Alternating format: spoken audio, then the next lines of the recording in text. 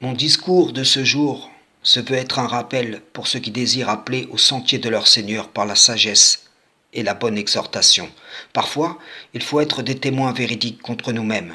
Ce n'est pas forcément ce qu'on dit qui est faux, mais la manière dont nous allons amener les choses qui nous place dans l'erreur. Je m'explique. Plutôt que de vouloir frapper l'esprit par des réalités exprimant le décalage pouvant être constaté entre le traditionnalisme et ce qui est réellement prescrit dans le livre d'Allah, au risque d'aboutir à un résultat contraire à celui recherché, pourquoi ne pas travailler en cernant l'interlocuteur par le raisonnement, de sorte que celui-ci se trouvera certainement plus disposé à entendre ce qu'on veut lui partager. Prenons un exemple. Disons que tu veux sensibiliser ton frère ou ta sœur sur une question ou une autre.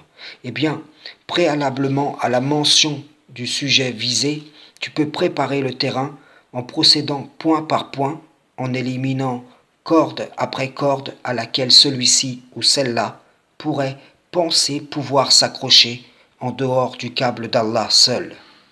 Ceci dans le but que la personne élimine dans son esprit toute illusion, toute idée préconçue pouvant recouvrir sa responsabilité personnelle. Si elle comprend qu'elle ne peut se confier en ses ancêtres, proches ou éloignés, qu'elle ne peut se confier en sa famille, en ses amis, sa tribu, son ethnie, son peuple, qu'elle ne peut se confier en ceux qui sont détenteurs de la révélation et qui la diffusent, qu'elle ne peut se confier en son dogme, en ceux qui se réclament en être les garants, et ceci de manière attestée par les versets de son Seigneur, cette personne, si elle est sincère, sera renvoyée à ce à quoi elle est engagée par sa foi. De là, elle ressentira le devoir de vérifier par elle-même, selon ses capacités, la conformité ou la non-conformité de ce qu'elle a reçu en héritage en termes de connaissance, de mise en pratique de l'ordre d'Allah et tout ce qui concerne son dîn. Imaginez que l'arabe forge une conception de la voie à prendre. Ceux qui viendront prendre de la religion, ceux qui sont héritiers de ce qui a été apporté chez eux par l'arabe, ne sont nullement à l'abri des erreurs de l'arabe. Ils ne pourront dire, Seigneur, ce qui est erroné du culte que nous t'avons rendu nous a été transmis par l'arabe. Ils ne pourront reporter leur responsabilité personnelle à l'échelle individuelle ou même collective sur l'arabe.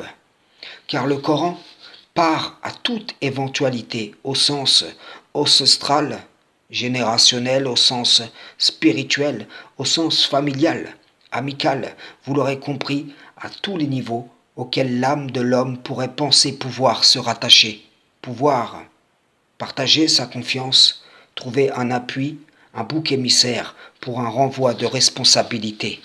Pour conclure, mise en face d'un raisonnement qui le cerne, le véridique, ne peut que se rendre à l'évidence. Et de là, du plus profond de lui-même, il dira, c'est un devoir pour moi devant Allah, de vérifier si ma pratique, si mon instruction spirituelle, si la voie que je suis est en conformité avec ce que l'Éternel a prescrit dans son livre. Bien sûr, l'injuste envers lui-même, l'ingrat envers son Seigneur, quelle que soit la manière, rejettera la vérité. Mais qu'il la reçoive ou la rejette, toi, tu seras justifié tant dans le fond que sur la forme. Ensuite, au cas par cas, vois, selon la disposition de l'interlocuteur, ce que tu pourras placer ou non. Comme il est écrit, rappel, ou le rappel est profitable. Frères et sœurs en islam, salam, shalom.